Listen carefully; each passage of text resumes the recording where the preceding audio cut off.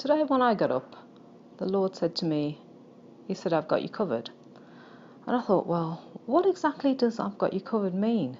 And He said, well, you tell me, what does I've got you covered mean? I said, well, it's kind of like, I think about it like when I go to a restaurant with somebody and there's a tab at the end and we're trying to figure out how to pay for the tab. I said, a lot of times I'll take the tab or the other person will be taking the tab and we're fighting back and forth trying to pay for the tab. So, normally somebody will take the tab and say, I've got you covered. I said, that's how I see it. And he said, exactly. He said, and that's what I'm telling you, is that I've got you covered. He said, remember how you always read Psalms 91?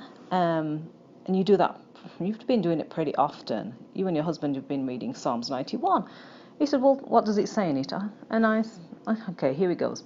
Psalms 91, starting at verse 1, it said, He who dwells in the secret place of the Most High shall abide under the shadow of the Almighty. I will say of the Lord, He is my refuge and my fortress, my God, in Him I will trust. Surely He shall deliver you, from the snare of the fowler and from the perilous pestilence. He shall cover you with His feathers, and under His wings you will take refuge. His truth shall be your shield and buckler. You shall not be afraid of the terror by night, nor of the arrow that flies by day, nor of the pestilence that walks in darkness, nor of the destruction that wastes at noonday. So the Lord's asking me, well, what do you see? And I'm saying, well, when I dwell in your secret place, and again, He's asking me, well, what is the secret place? Well, the secret place I know is in your word, isn't it? So He's saying yes. And then He's telling me, well, what are you reading when you sit under the shadow of the Almighty? Well, when I read that, I'm reading it that we're under some kind of covering that you're providing, Lord, like a cloud, just like the Israelites when they were going through the water, and Moses and the people going through the desert, they had clouds over them. He said, yes, that's correct. So you're under a cloud of my covering, aren't you? And I think that's correct, isn't it? Because that's why I'm reading this, because I know that when I'm reading your word and I'm reading back those verses, that you're providing me with a cover.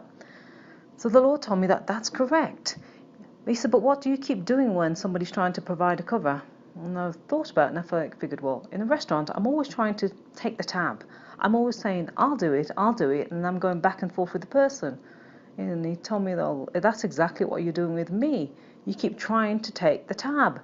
He said, but I've already paid the price for the tab, and you don't need to worry about it. You don't owe me anything. And He told me to look at 1 John 2, and it says, and this is going to be difficult to read, My little children, these things I write to you so that you may not sin. And if anyone sins, we have an advocate with the Father, Jesus Christ the righteous. And He Himself is the propitiation for our sins, and not for ours only, but also for the whole world. So he said, what does that big word mean? I said, well, I looked it up, and it means that basically you paid the price for us, didn't you? You took on our sins, and so we don't have anything that we need to pay for anymore. So You've already covered us. And He said, that's correct. So then what I take from that is that I need to stop going back and forth with the Lord, trying to figure out whether He's really showing me the things that He's showing me, because I know that He paid the price and that His word is true. So I just need to stand on that word and to continue believing it, and remember that Psalms 91 says that anything that's coming against me or trying to come against me, God's already got me covered. He's already paid the price for me, and He has surrounded me as a fortress around me, and nothing can touch me.